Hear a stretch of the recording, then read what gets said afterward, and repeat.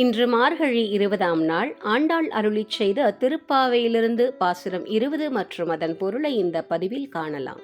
33 அமரர்க்கு முன் சென்று கப்பம் தவிர்க்கும் கலியே துயிலெழாய் செப்பமுடையாய் திரளுடையாய் செற்றார்க்கு வெப்பம் கொடுக்கும் விமலா துயிலெழாய். 33 கோடி தேவர்கள் இருந்தாலும் அவர்களுக்கெல்லாம் முன்னதாக சென்று பக்தர்களின் துயர் துடைக்கும் கலியுக தெய்வமே நீ எழுவாயாக. நேர்மையானவனே, ஆற்றல் மிக்கவனே, பகைவர்களுக்கு வியர்வை பெருக்கெடுக்கும்படி செய்யும் தூயவனே, துயில் எழுவாயாக என்று கிருஷ்ணனை எழுப்புகிறார் ஆண்டாள்.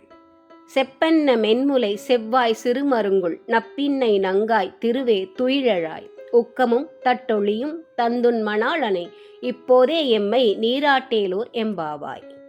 பொற்கலசம் போன்ற மென்மையான ஸ்தனங்களும் பவளச் செவ்வாயும் சிற்றிடையும் கொண்ட நப்பின்னை பிராட்டியே, லக்ஷ்மிக்கு நிகரானவளே, துயில் எழுவாயாக.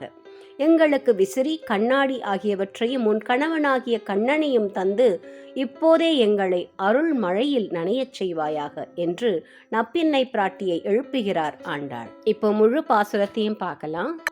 33 அமரர்க்கு முன் சென்று கப்பம் தவிர்க்கும் கலியே துயிலெழாய் செப்பமுடையாய் திரளுடையாய் செற்றார்க்கு வெப்பம் கொடுக்கும் விமலா துயிலெழாய்.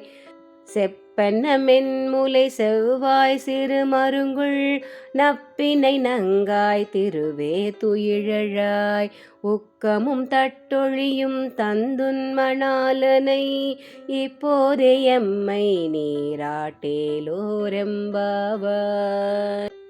மார்கழி மாதம் ஒரு புண்ணிய காலம். இந்த புண்ணிய காலத்தில் கண்ணனை தொழுது பக்தி செய்து முக்தி பெறுவோம். ஓம் நமோ நாராயணா. ஆண்டாள் திருவடிகளே சரணம். கண்ணன் திருவடிகளே சரணம்.